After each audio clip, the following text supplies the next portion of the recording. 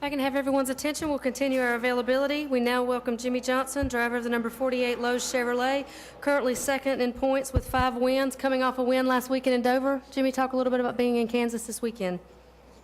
And just excited to be back to the racetrack. You always want to come back after you have a good win. The mile-and-a-half stuff has been good to the 48 team.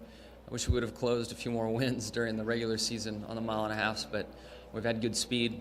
Yesterday, after working through the new tire, we got the car more comfortable and some speed out of it.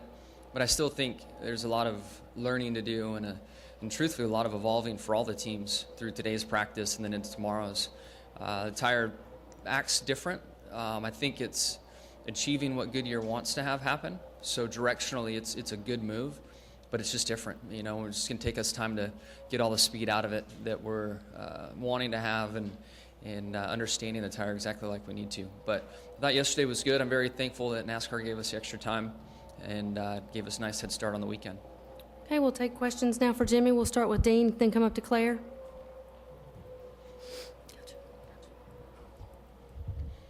Dean McNulty, Toronto Sun. Jimmie, with the points, every point magnified during the chase, how important, is it more important to qualify better in the chase than normal in the regular season?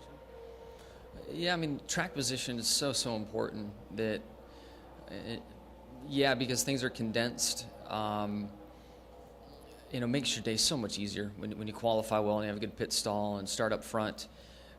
This track, there's a very good chance there will be fuel strategy and tire strategy coming into play, and that jumbles things up. Some tracks, you expect it to be a big issue for qualifying to play out, and it doesn't turn out. It kind of goes back and forth. But at the end of the day, we all know the importance of it, and you want that on your side. It just makes a big difference. And if you start deep in the field, you get the top 5, and then if you get a chance at clean air, it usually takes you a stop or two to get your car dialed in. And anymore, it takes so long to get to the front that you don't have a stop or two left at the end to really challenge for the lead, from an adjustment standpoint. So qualifying is uber important. We'll take our next question from Claire. Go ahead. Claire B. Lang, Sirius XM NASCAR Radio. After the tire test yesterday, you had one driver, Matt Kenseth, say, I wish I would have kept the original tire. Another driver like Jeff Gordon saying he really likes it. It was a Thursday test. There's practice on Saturday. How much of a game changer for the teams running in the chase is this tire situation, even after a Thursday practice, if somebody is struggling? I think we have enough time to sort it out. From the Hendrick side, when we started, we were kind of split in different areas. I think the 24 came off the truck real good. We weren't very good, but we were able to get there at the end. So I think in time, especially the 20 team and the Gibbs cars, if they're not happy, I'm pretty confident they'll get there by race time. It's different. The things that we do, what we expect out of the old tire and what it's capable of, it's just different with this tire. And it's a matter of finding what it likes. Okay, we'll take a question from Bob, Jeff, and then Stan. Bob Hocker, Sporting News. James Hilton's racing in his last race tonight in the ARCA race. He's 79. What do you hope to be doing when you're 79? Breathing. It's so awesome. He is. He's a stud. I think Earl's even spotting for him tonight. So excited for him. Every time I see him out there in that 48, it puts a big smile on my face. So he got the number off to a good start, and he's going to run it well tonight, I'm sure. But at 79, it's amazing. He's truly passionate and loves our sport, and it's nice to see him out there one last time. All right, we'll take our next question from Jeff, then come up to Stan. Jeff Gluck from USA Today. Jimmie, you've won 5 championships, obviously, a zillion wins, it seems like, and yet you still come out and you're just as competitive as ever, maybe more so. Where does the motivation come from on a weekly basis to keep coming up, showing up and working out and working hard, doing all the things that you probably do behind the scenes that we don't see? Where do you draw that from? Where's that coming from that makes you want to keep going, not just, you could probably just come out and coast and say, I'm here for my sponsors, whatever. I think a lot of it's just in my DNA, in the type of person I am, and the family I grew up in. I go back through my grandparents, great-grandparents, I mean, just all hardworking people, you know. So I think I grew up in that environment and around it. I feel that, you know, now married with kids, and much more mature than when I started, there's an element in that that is bringing more focus, more drive. I think that the work ethic, granted there's less time, you know, I have more things on my plate, but the time that I do a lot to train, the time that I do a lot for, you know, working with the team and coming to the track, just much more focused. And I think structure of family and kids and all of that plays some kind of role in there too, you know, mixes with the work ethic I was raised with.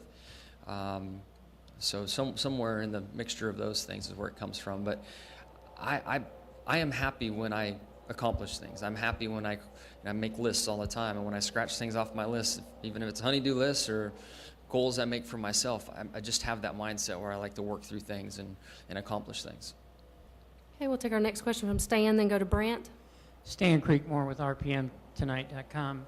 Jimmie, way back in the past, Dale Earnhardt Sr. talked about how the tires always talked to him, and that he always ran best when the tire talked to him the best. And there was a time period when it didn't. Jeff Gordon yesterday agreed, that there were, early in his career, there were times the tire talked really well to him, and now it doesn't talk so well. When you were in the car yesterday, was that tire talking to you as good as any other tire has ever talked to you before, or has that been part of your struggle, over the last 2 years?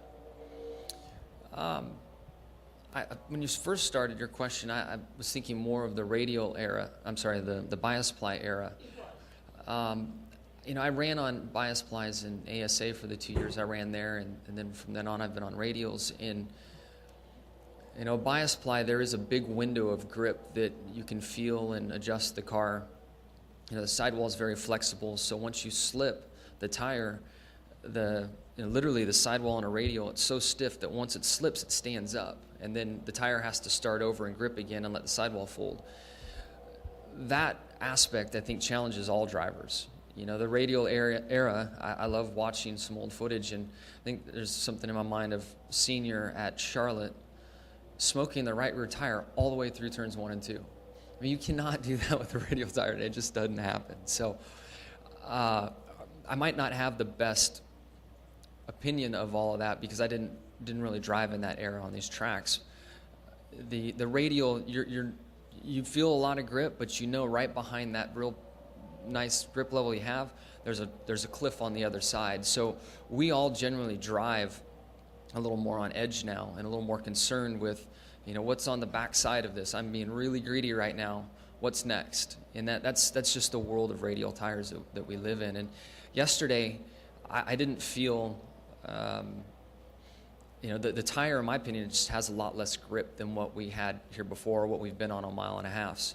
And that inside edge is a lot harder compound, and then it's softer on the way out. So where we make our money through the corner, it is a slower tire right now, and that's the part that I felt yesterday. It was just the lack of grip that it had. So it was very friendly. It didn't have that sharp drop off, but it just didn't have a ton of grip. They're always talking to you. Sometimes you're arguing with them, but when things are hooked up and rolling, and I think kind of what you're alluding to, you can feel on a very soft compound, and the tire will really tell you where its grip level is and what you feel. And anymore, the only time you feel that is in a tire test, when they try something soft. But we usually end up on a much harder compound where you're guessing. You think it's talking to you, but you just don't know. And the downside to it is the penalty.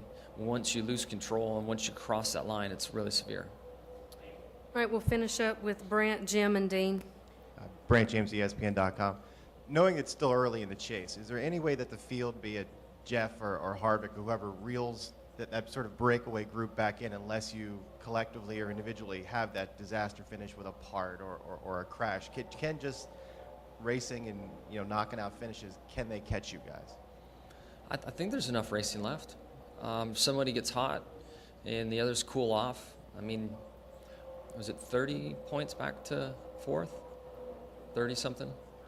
39. I mean, the numbers change a little when you're chasing 3 people instead of 1, but if we all start running 7th or 8th, and somebody gets hot, they can make up points. So I still think it's possible, largely because there's 7 left. It starts shifting dramatically as we get deeper in the season, but with 7 left, there's still a lot of opportunity for those guys. Next question. Go ahead, Jim. Yes, Jim Pedley with RacingToday.com. Jimmie, since the reconfiguration of this track, are the engines working harder here? Are you turning more RPMs? And if so, does that become a worry for you guys that are out front about engine wear and engine durability? Yeah, for sure. In NASCAR, changed the rear end gear ratio to kind of help everybody coming here. I think that we could have the other gear with this tire. The tire doesn't have the grip that we anticipated, and our max RPM yesterday was quite a bit lower than maybe what everyone thought it would be. When we get in the draft, we suck up pretty hard down the front straightaway to the car in front of us. Gear we just might catch the chip in a race environment for a lap or 2, but in general, the RPM's pretty low based on the rule change, and that will help all the engine shops breathe a little easier through the course of the race. Yeah. Dean McNulty, Toronto Sun again. Is it too early, with just 4 races in, for you to be, during the race, do you want to know where Kansas is? The 8 points, are you thinking about that while you're in the car in the race? Yeah, you pay attention for sure. In first couple races, it was really easy to see where he and the 18 were. I was chasing him there up front. Last week, I didn't find myself too worried about it. I knew they were going to have a great day, and they both finished in the top 10. But I guess it's not that point of the year yet where you're totally worried. You get to Homestead, Phoenix, looking at the scoring pylon whenever you can, and really focused on where they are. But not so much just yet, because there's just a lot of racing left. Jimmie, thank you very much for your time this morning. Good luck this weekend. Thank you.